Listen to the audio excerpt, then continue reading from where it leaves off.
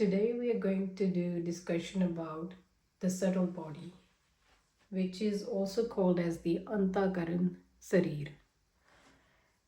And why do we have to understand this? What is the need for it?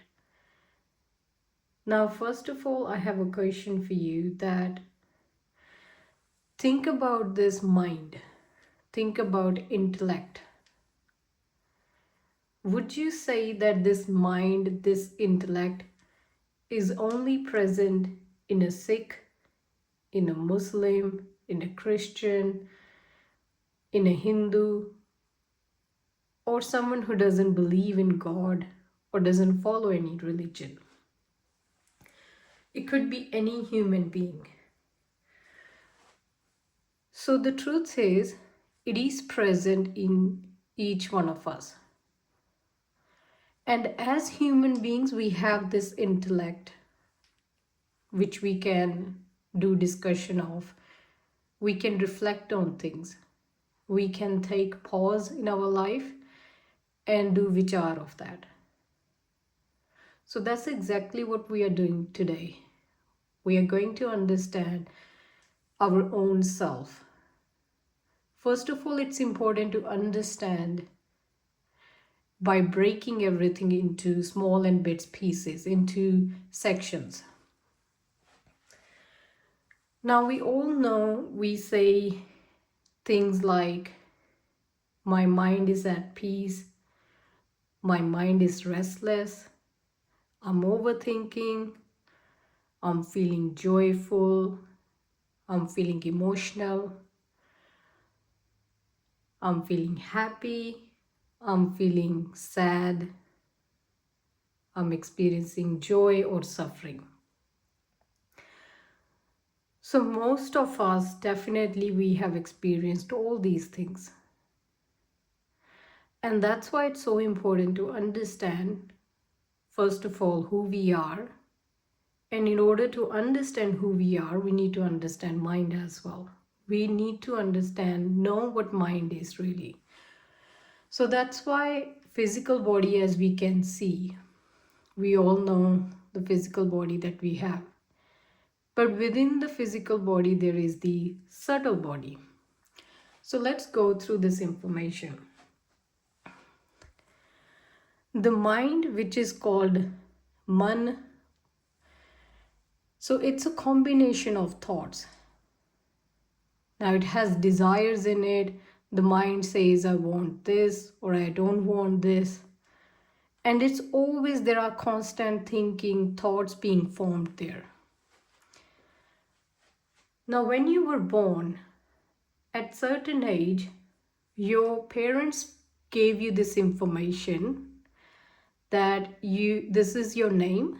So obviously, when you're born, the parents say, this is your name, I'm your mother, I'm your father, these are your relatives, and this is the house you live in.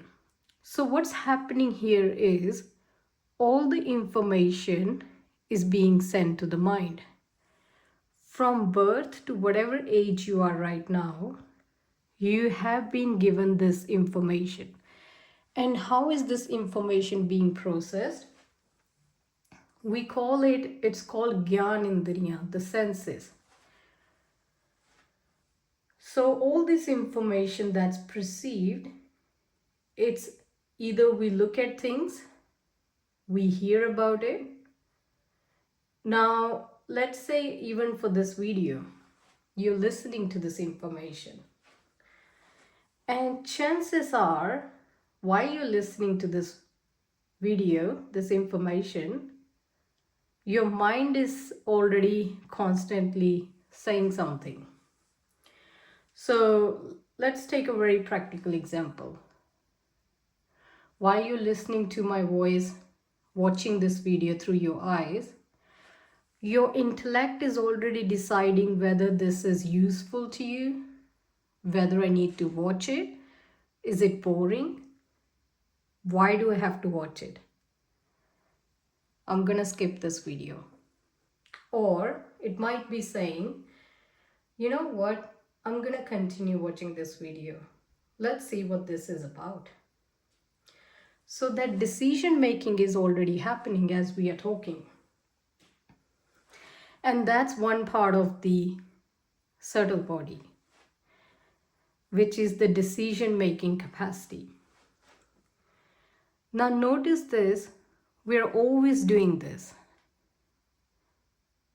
From a very young age to whatever age you are, we are constantly thinking, then we are making decisions. And whatever decisions, whatever impressions that have been left on the mind, and what are those impressions? Those impressions are the thoughts, the information being sent through the senses, all these senses, the nose, the tongue, the skin, all the experience getting recorded. It's like leaving an impression. And when, let's say, someone gives you a compliment, someone behaves very nicely to you, the mind starts doing chintan of it. And when it's constantly thinking, it's getting stored as a memory. So the next time you meet that person, your mind is instantly, there's a high chance mind is going to like that person. Because that person maybe acted very nicely with you. That person could be of certain race, color, background, gender. But notice how you instantly will feel comfortable with that person. But let's say someone doesn't say something nice to you, or they say something that's rude. That's again the same thing is going to happen. The mind is going to start thinking about it. That person said this to me. They said all these horrible things. And it's going to get stored as the memory, as the storage. So the next time you meet that person, you're going to be seeing that person from that sense of memory, the impression that has been left on your mind. So next time you're going to meet the person, either you're going to avoid them or you're going to feel discomfort. Let's say the person has changed, or you meet someone, let's say you have gone through a situation where someone from a certain background acted very rudely towards you. So next time you meet that person, you're constantly, even if that person, let's say, has changed, you're still experiencing that person from that memory. And why is that? Because the mind was constantly thinking, and then it stored itself in the memory. Now, in whatever age you are, if I ask you, can you tell me what was your childhood like? Did it even happen? Obviously, you'll say that, yeah, I was there, it happened. I had a childhood and it was like this. You might show me some photographs, or you might tell me stories about your how your childhood was, who your friends were, who was your favorite teacher, the games you played, everything. The good, bad memories. So you're using the memory to describe something that has already happened. Now, this is constantly happening in us. Whether you're religious, whether you're spiritual, doesn't matter, it's constantly happening. Now, obviously, based on this stored information, we make the decision. The mind learns that it has to next time avoid a certain situation because it was dangerous or it wasn't comfortable. And then that's when the mind is deciding, it's the intellect that's doing the part. So as this process is going on, by the way, we haven't touched the base of spirituality yet. This is understanding a very first step. And that's why in spirituality, let's say a wise person who we call guru. A guru, a teacher, is an intellectual being who has understood this completely and actually dissolved this subtle body. And they come along. How I like to see a guru is this most profound intelligence, this intelligence that's present each one of us. So in spirituality, in this way, the guru has three forms. First, he's formless. When I say he, it doesn't mean he's a man. It's just a way of saying things. So he's nirakar. He doesn't have a form. Then it is the shabad, the words. Because it's through the words that we are able to understand things. So words have great power. Imagine if I constantly say negative things to you and bring you down, there is a high chance those words are going to have impact. And that's the same way the mind works. When the mind starts saying, I am not worthy of this, I'm not great at this, could be different thoughts. You instantly start believing it and you start having those emotions. But if you change the narrative, let's say you start saying, the positive affirmations that I'm doing good, I am worthy of this, all these you can, there are so many affirmations. You will notice the state of mind will change as well. So the words have great power. It is through words we are able to understand the wisdom. Even this information, while we are going through, it's getting stored in the mind. Whatever you're reading, now you have understood that the Gyan Indriya, the senses through which we experience the world, and the action, the Karam Indriya, the senses through which we perform an action. And those are the hands, feet, speech, the organs of excretion, and the reproductive organs. So that's why in spirituality it is called that your senses are going outwardly. You are looking at this world through your senses, and then the information is being stored in the mind. And then there comes another thought that I am the doer. I am thinking.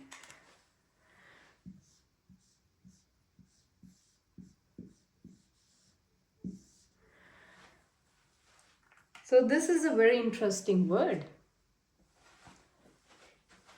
This word, look at this sentence. Say it in Punjabi, Hindi, English, whatever. But what's happening here is a thought is coming. I am the mind. I'm a good person. I'm a bad person. I'm good at this. I'm not good at that.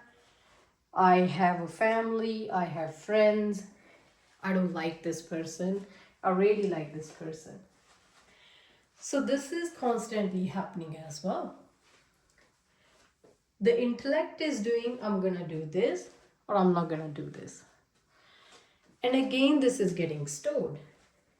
So this I am in Gurbani, Maharaj says, Haume dhirag rog hai, daru pi isma hai. That this home, this I am, the sense of me, is the utmost disease. You know, we talk about diseases all the time. We talk about physical health, mental health, but very rarely we are talking about this disease. And why is it important to talk about this home? Because it is the cause of the suffering, whether you know it or not. Because remember again, those spiritual teachers, the guru, they know that there is a state beyond this suffering. Let me ask you a question. Don't you want to be at peace 24/7? If given you, let's say, when you are in a very stressful moment, in a very, let's say you're going through depression, going through worry, stress, the one thing your mind wants to do is go to sleep. It wants to go to deep sleep. And the reason behind is because in deep sleep there are no thoughts. There is no mind there. And when there are no thoughts, we feel the peace. So the spiritual masters, the guru is saying, this peace that you experience in the dream, it is available to you. It is actually who you are. Even when you are awake, even when you are talking to everyone around you, you are this peace. And that peace is called as Sat Chit Anand. We will do discussion of this in another video, that what is Sat Chit Anand. But ask this question to yourself, pause this video, that imagine having that peace that you experience in deep sleep. Imagine having that peace 24/7. That's a name given to it, Anand, bliss, pure bliss. So that's what the teacher, the guru says. First of all, we come across this information. So the mind starts labeling it, everything as I am. And this cycle is constantly repeating. Now understand what's happening when you we all want to experience sukh. Nobody wants to experience dukh, suffering. Such a horrible word, isn't it? Suffering. Nobody wants to experience that. And nobody tells you that, hang on, there is a way that you can stop this suffering. So then Gurbani says, Daru pees mahe. This I am, this home you talk about, it is the very medicine you're looking for. Now the question is, it is the disease because it's causing the suffering. Mind is always restless. How is that a medicine? Because it is the same mind, same home that's going to have a question that who am I? I don't want to experience this suffering. And the reason is because your nature is peace. So the mind has a memory stored in it that I want to experience peace. I want to be free, because the mind has that information stored in it. It has been present, always there. So the mind knows that it wants to be free. It wants to experience sukh, peace. So the I am starts questioning it, right? So a question comes. And that's the exact reason why we go to Gurudwara, why we go to Guru Kar, why we go to temple. Notice when you're praying or you're meditating, let's say you're not religious, you don't go to Gurudwara, temple, but let's say you're meditating. What's happening in meditation? So any one of you who has experienced peace in meditation, what's happening is the mind has become still. So when the mind becomes still, you experience your own self. And this self has been known by so many names. This self is present everywhere in everyone. And that's why Gurbani says, Daru pees mahe, this is the very medicine you're looking for. So first, we come across this wisdom through our senses. We decide, I found this information interesting. Let's say you read a book, you read it, you watch it through a video, you listen through it through those who have experienced that firsthand. So after you come across this video, you start practicing that. So that's why it's important that the senses start going inwardly. So that's why we sit when we meditate, so that we can allow the mind to not be distracted by outwardly things. Now there are two ways as well about this, but it is important for the mind to first of all understand why it needs to be still. And a very simple example is as well, let's say you want to buy a car. You will notice, let's say you come across your favorite car. It could be anything. It could be your favorite dress, anything that you like. You have a look at that. You see that thing through your eyes. So do you see how the cycle is happening? You see that information through the eyes. The mind starts doing chintan, the thinking that I want that thing. I wish I had that car, or I wish I had that dress, or I wish I had that job, or I wish I had this. So this is constantly going on as well. That's what we call the desires. And then the intellect starts deciding, how do I get it? Do I save this much money?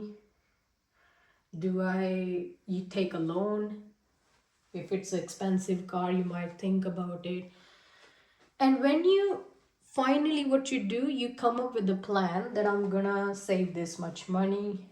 I'm gonna buy my favorite car. You save that, you buy that thing.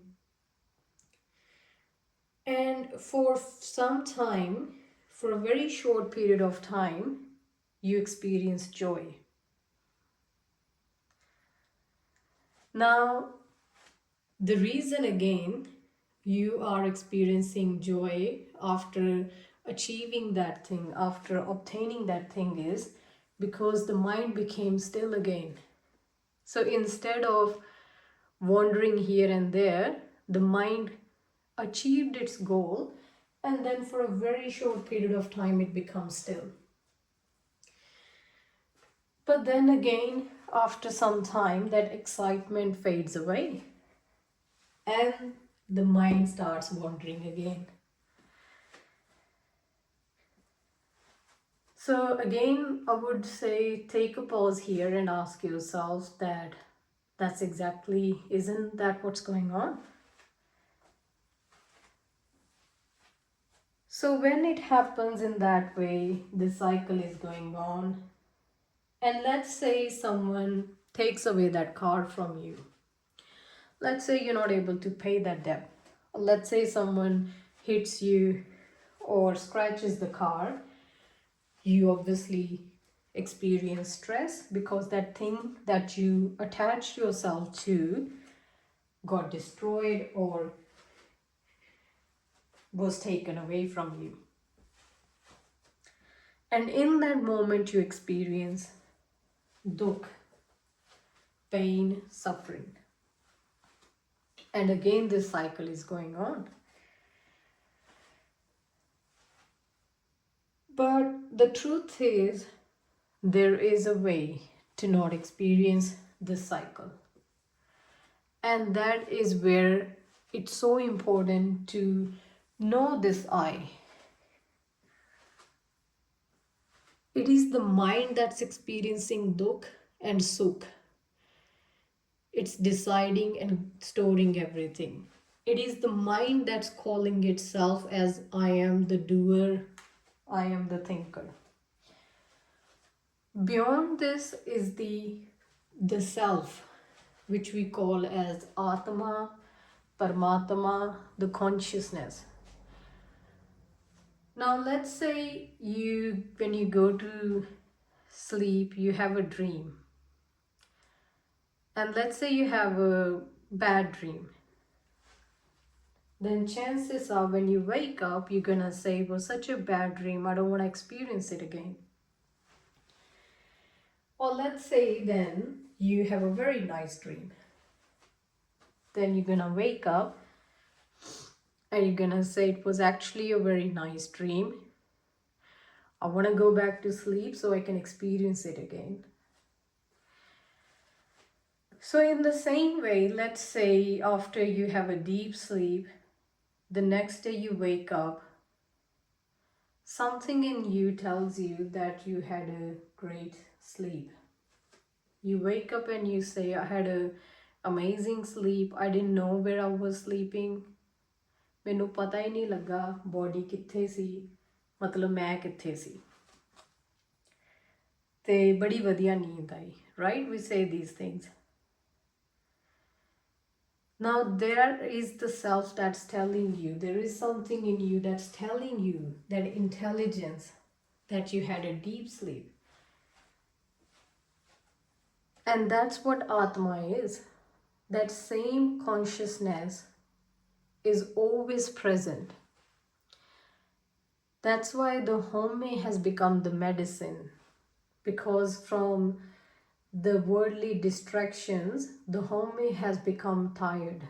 It doesn't want to suffer anymore. It doesn't want to be happy one day. It doesn't want to be sad the next moment.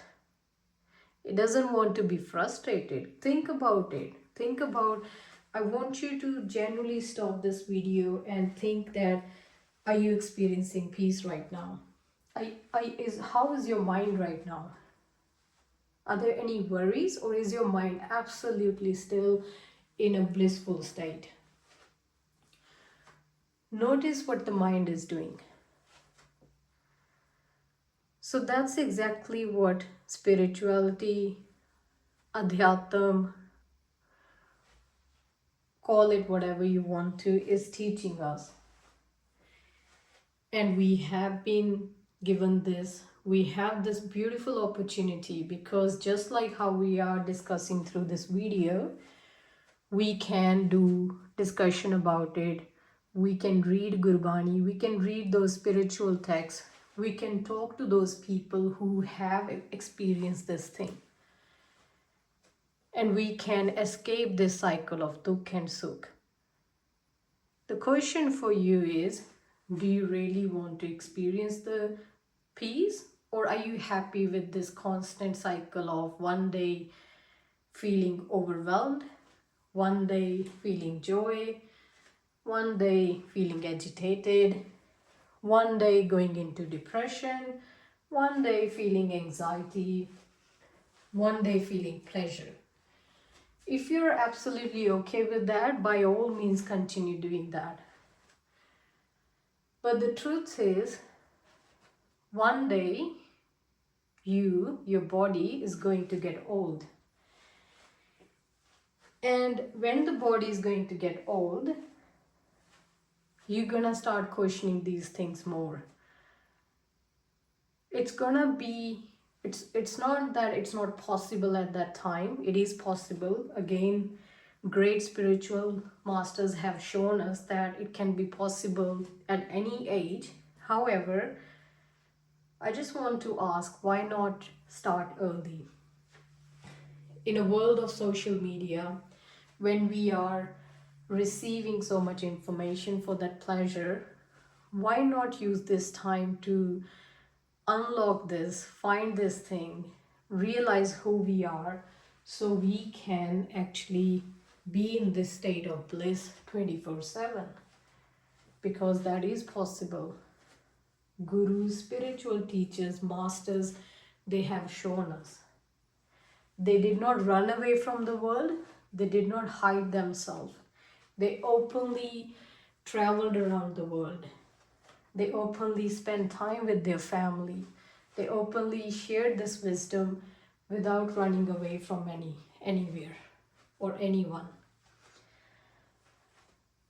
So have a listen and drop some comments or reach out if you want to do any discussion. Thank you. Waheguru Ji Ka Khalsa, Waheguru Ji Ki Fateh.